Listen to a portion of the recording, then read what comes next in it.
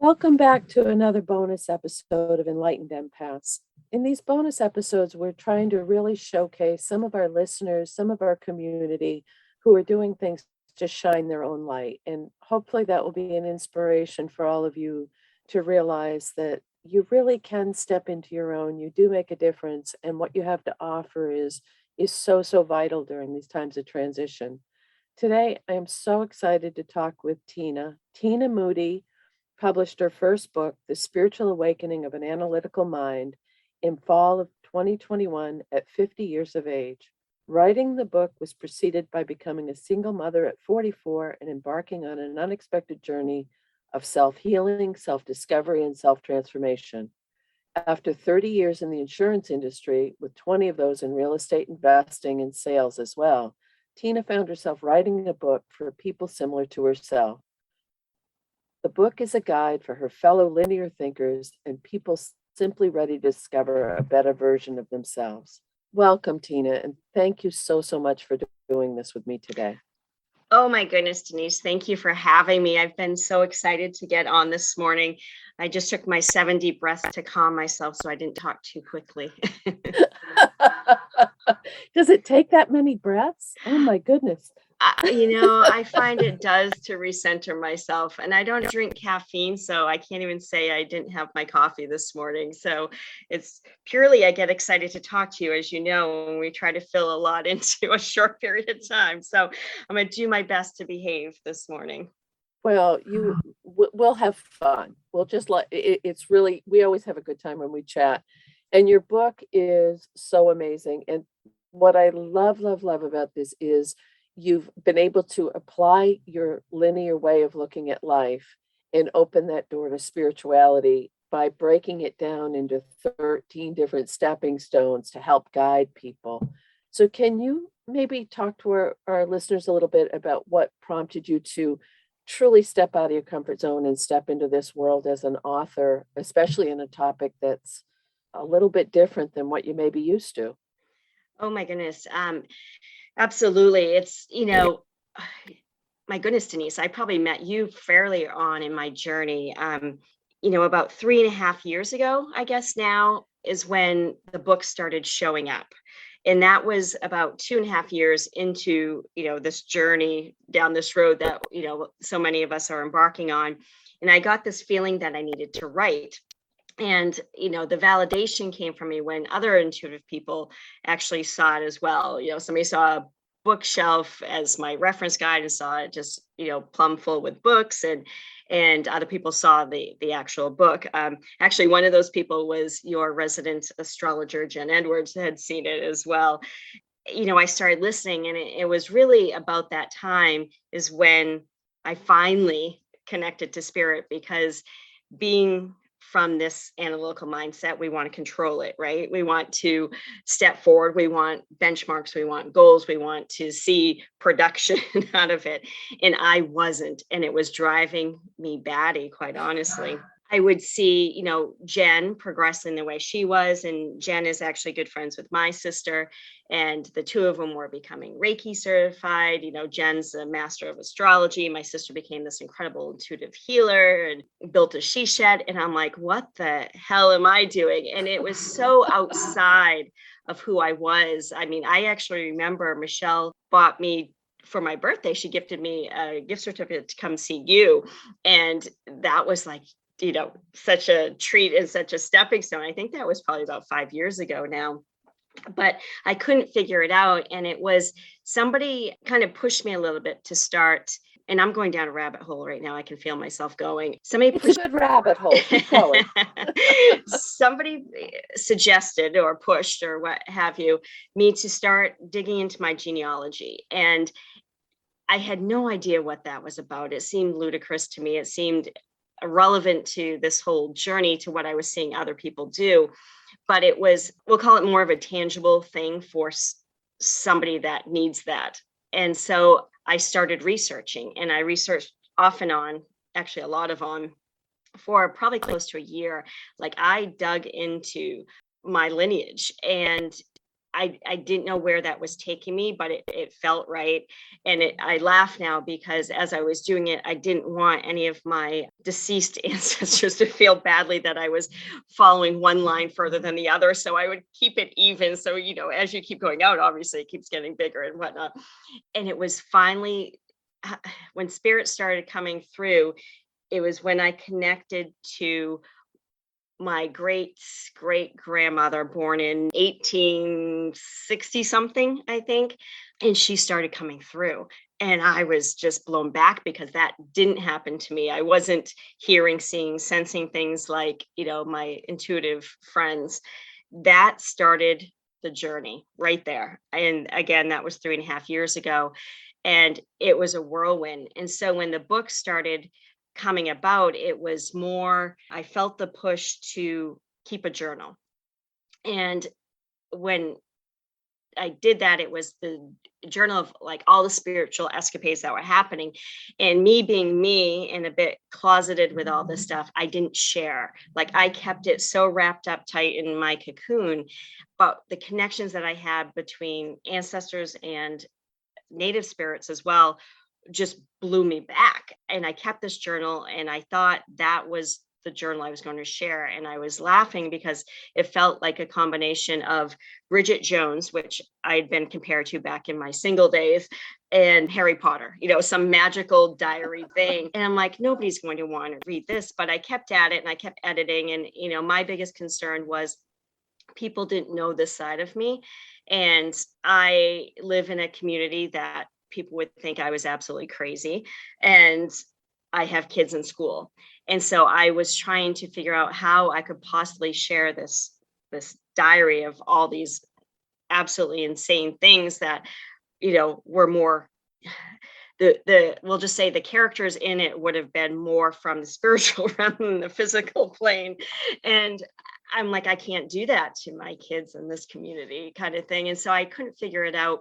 And then as I gave way to me needing control, the stepping stones just laid out before me. The book I needed to read to figure out how to construct this book in a way that is, I'm going to say pleasing to the reader, but has structure, right? You can't just flail out there with what you have to say. So it formed the structure. And I learned a lot through that author's videos because she's an editor.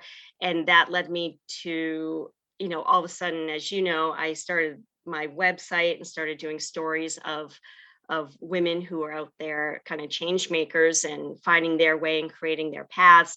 And I think that was to get me to build the structure of the website and to set up all that front before I actually started writing the official book, the practice of writing and the practice of actually stepping out of my cocoon into the public.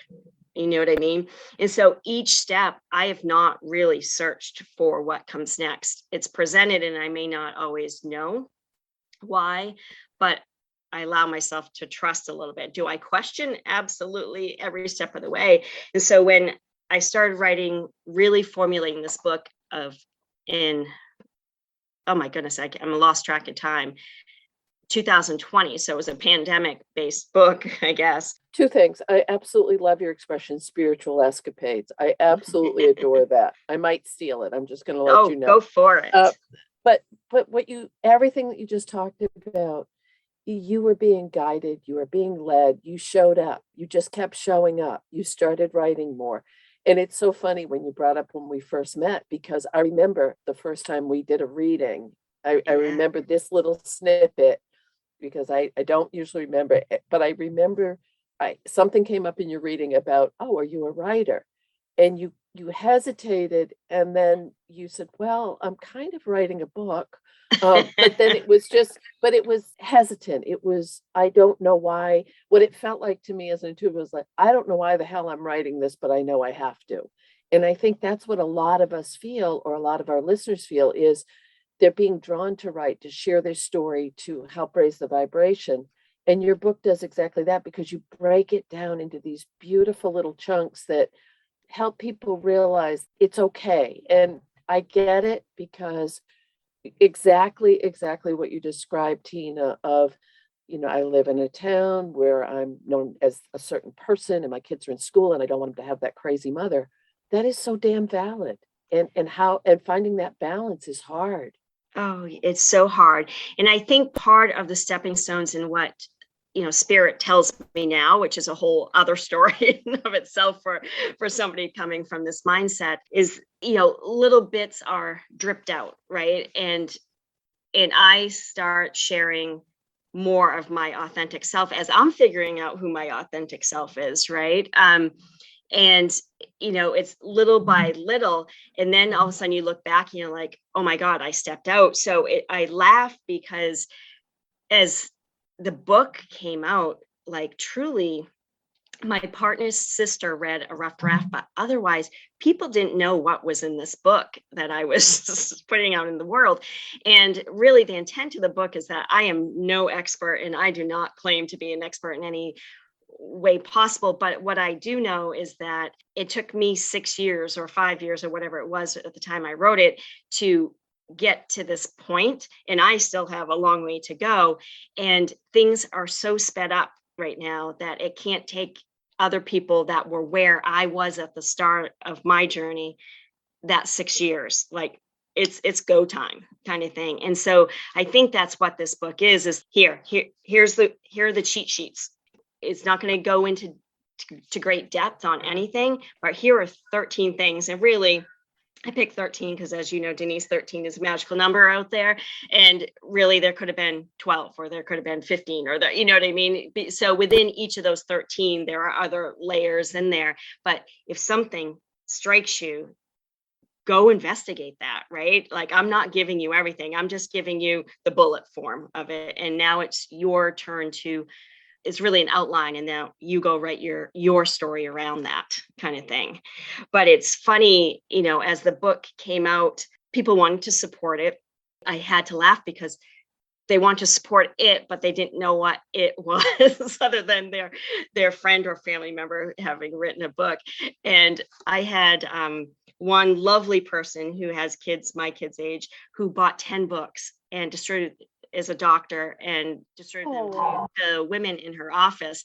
And the last time I saw her, I was dropping off my son at her house, and she's a very blunt person. She comes from Europe, and so things are said a little bit differently. And she's just like, so I'm trying, it's hard for me. And I've gotten to the last, 2 or 3 chapters, and I think it's too much magic for me. And I appreciated that. Like, I did not take offense to that, but she didn't know what she was buying when she bought 10 books and gave them out. And for that matter, my mom was just so pleased and so proud, and was, she's 75 and was trying to, recommend it to friends and to family members and all that. And finally, when she was trying to get me to send it to my, we'll just say, more conservative Christian family in Texas, I said, okay, have you read the book yet? And she's like, not yet. And I said, you may want to do that before you keep telling, different people, in their 70s and 80s that they want to read the book. So it's kind of funny. And I think the pandemic protected me a little bit. We did get back out and we're at the ball fields a little bit last summer. And, it was just interesting to see who would come over and talk about it and who would shy away. It's like this whole coming out of the closet, and it's uncomfortable for people, like some of that. When I take a step back and look at it, yeah, there's some, woo-woo stuff out there, but really is finding the best version of yourself. And how is that a crazy or bad thing? Right. And what I love is you break it down into these little chunks, and exactly what you said, it's not an overload. So there are chapters on believing, self-healing, solitude, Mother Earth, crystals and stones, self-care, tribe, spiritual toolbox. Those are just a few. There's 13 different chapters, and you have little exercises, and they're very quick, basic, entry-level things, which I think that's important to note. Is this is for our linear thinkers. This isn't for somebody who's already in the woo pond. This is for someone who's like getting bombarded with all of a sudden feeling, sensing, knowing, tapping into ancestral heritage, whatever it might be, and trying to make it logical. And I think so many people I'm blessed to work with, and myself as well, both hemispheres light up. So I do have that logical side. I want there to be a reason. I want there to be something that I can validate with. And your book is really, really intense. So what's fun though is been watching this journey because you've worked with a publishing house and you show up on social media and I'll see that you're in another bookstore and you're in another independent space and you're doing book signings.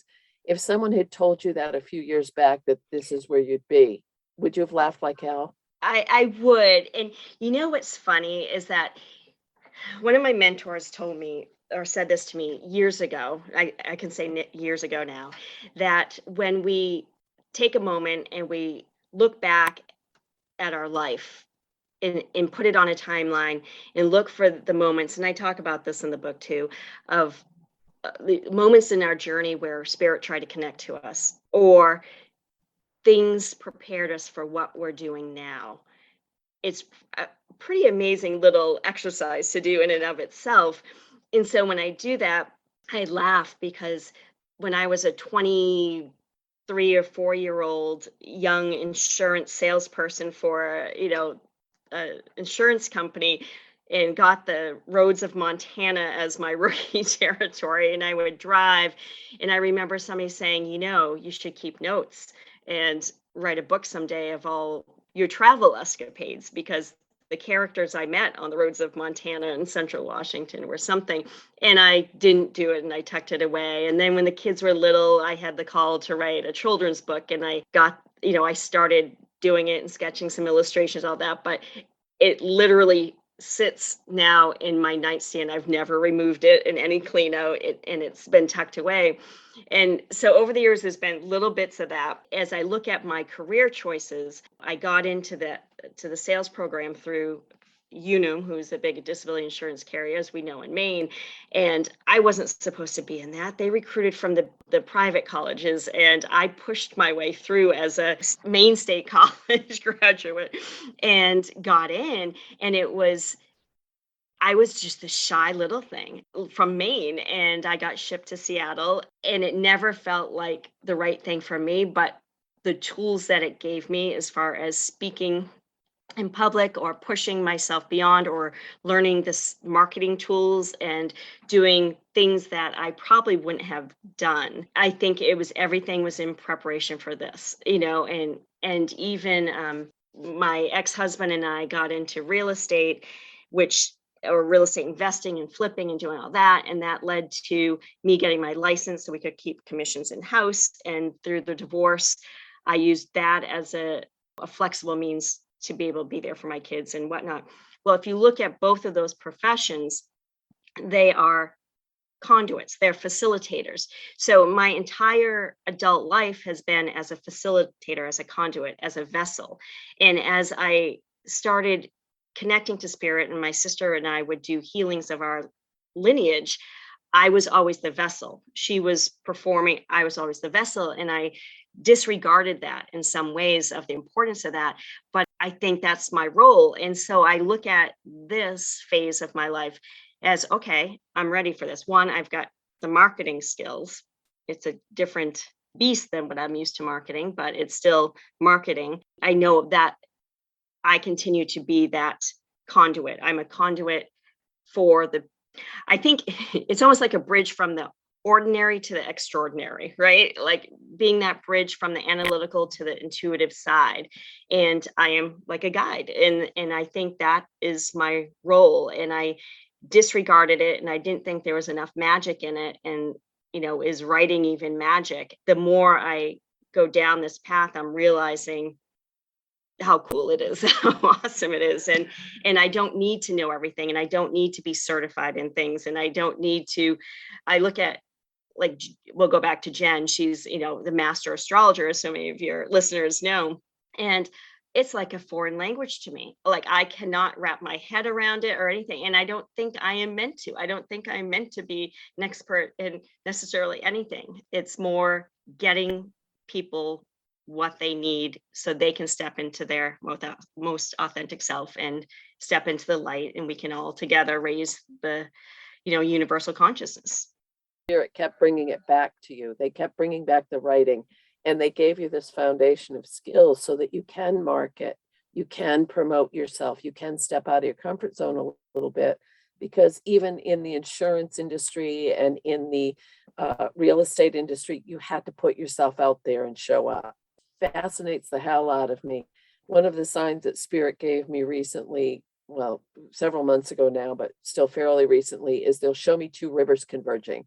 And whenever I see that when I'm talking to someone, it means they're blending that both sides of their brain. They're blending that linear with that intuitive. And I think that's where a lot of us are right now, is we're pulling the whole package together to get ready for this next stretch that we're all stepping into. Your book is beautiful for that. Oh, thank you so much. That makes me very happy. I appreciate that. The message that I keep getting over and over, because for your listeners, last October, so October 2020, I started receiving messages, and that shocked the crap out of me, basically. And so I do automatic writing and get messages, and I'm still trying to figure out where that whole thing falls into this package that is being developed. But the message that I get over and over again is, it is time. It is time. It is time. And the other one, I guess there's a few messages, and I guess that could pertain to so many people, is that accept this new version of you. I keep trying to reach back to the old me, and because that's where I feel most comfortable, and it is hard to leap and trust, right? And the message I got just the other day was, leap, we've got you. Believe, and we show up. Leap, and we'll be there for you. Step forward, and we'll place the stones. So that was the basic message that I got. And as many times as that comes through, I still reach back. And last year, I actually shut down my insurance business, because since I moved back to Maine, I went Seattle to Boston back to Maine, and I've been here for 15 years. So I started an insurance agency, and I officially, as I kind of closed it down over a course of 2 years. Last year, I completely shut it down. I'd been on the Little League board and coached teams for a decade, and I stepped away as my kids aged out. And now my kids are teenagers, and they can withstand more. And I put my crazy out there, but it was in a different way. So I feel like they're protected, and it's not going to impact them, their own gifts in and of itself. And it's just, the message keeps coming back, accept this version of yourself, fully accept this. And that's hard for us that, lean the other way a bit. And so kind of getting used to that. And even as far as the two rivers, similar but not similar, one of the messages that I got this week, because I keep bringing up, I need to be out marketing real estate. You got to have an income coming in to support some of this, right? And it was, that's fine if you do that, but understand then the energy is going to be split. The energy is not going to be fully flowing to this. Mm-hmm. It will still be flowing, but you're diverting part of it. So you choose what you want to do, young lady, kind of thing. Like, right. Oh, man. Right. And that's an excellent point, Tina, is it's not an ultimatum. Spirit didn't say you'll do this or we'll pop you off the planet. You had, it was choice and free will, but again, you made the time, effort, and energy. So because you're so linear, did you find a structured time to write each day? It comes up very, very often in readings or when I'm speaking with people that they feel they are meant to write or have a book, and they're hesitant. And I always say, etch out 15 minutes, 20 minutes, make it sacred, show up. So yeah. Do you find that as well? I am all over the board. So for me, I require structure and in my life in general. And so I have my little sheet, and I'm learning to not beat myself up when I don't check anything off, but I love a good checklist, give me a box that I can put an X in or a check in. And so I do that. I mean, even for how much water I drink, the greens that I eat that day, exercise, get outside, you name it, journal, whatever it may be. And so writing, of course, goes on to that. I go through, like anything, there's hills and valleys. I'm on the hill right now. The start of the year has been called back for me to push on my writing. I'd kind of taken the fall, and I kind of looked at that it was, I needed to work on getting this book out and do that kind of stuff. And then kids and holidays and all that kind of stuff. So with the start of the year, I'm back to writing. And one of the things that sticks in my mind is us Mainers have Stephen King.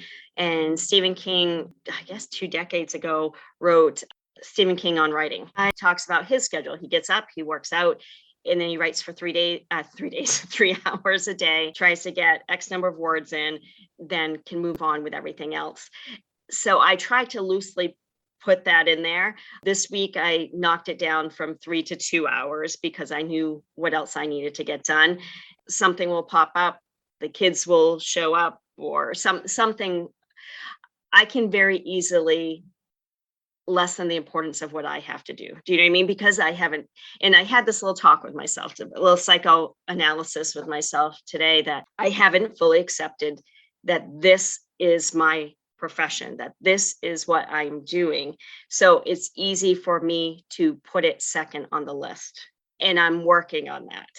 And it's a hard one because this isn't as credible as going out to a 40-hour-a-week job, right? And I think it's time for that mentality to shift a little bit, that it's okay for people to do what they enjoy. If I could write all day, every day, I would. I have that much joy in it. And for you listeners, I was not a writer. This whole publishing process was a journey, a new journey for me, a new territory. I knew nothing about it aside from what I had kind of researched a little bit. But you start with an editorial evaluation, and I prepared it and I sent it in, and it was like your worst nightmare of a teacher with a red pen coming at it. Oh my God, like I forgot every rule of grammar there is. And then on top of that, since Denise, you and I probably learned what we were supposed to do, as far as 2 spaces after a period or this and that, they changed some of the rules. And so I'm like, what? And so I sent it in and I was laughing because, it's different perception. Like the other people were probably then devastated by it. It was just marked up and was not a high mark as far as some of that, but it was marketable. It had good content. The editor did not change my voice, my stories, anything. And it was all just cleaning it up. And I'm like, well, that I can do, right? That's what an editor's for. So I had to pay a little bit more for editing, but more for grammatical corrections and stuff like that. And so now I've been reminded, and as I write book 2, it's a different deal. But the journey of getting the book published has been incredible. Like I'm a different person than when I started it. One, it was like the slow roll of putting this out into the world. And I used a cooperative publisher here in Maine, which means I paid a fee. I foot the bill. So the fee is that I am part of a cooperative publisher. So I actually do hours of, we'll call it quote unquote work for them to keep costs down too. So each year I will man a booth or help tear down or go up and restock shelves or do a mailing or things like that. And I like that part because it's a new industry for me. And I look at it as an industry. And so whatever I can learn is going to help me in the long run. So I actually like that part. They have vetted their editors and their graphic designers, and they have relationships with, 130 to 150 stores. So those stores expect a certain quality. So I liked all those things that more so than me doing a true self-publish, because they've already, like I said, vetted those experts to help me get the book to a certain point, and they expect the book to be of a certain quality. So that's been a fabulous experience. It was, I think, a year ago, probably right around now, that I sat for their kind of informational Zoom session. And, it's one of those things you kind of dip your toe in, not knowing what the timeline will be. But when I dipped my toe, that just kicked it into gear. The book came out, I picked it up the last week of August. And so fall has been about starting to get it out into the world a little bit.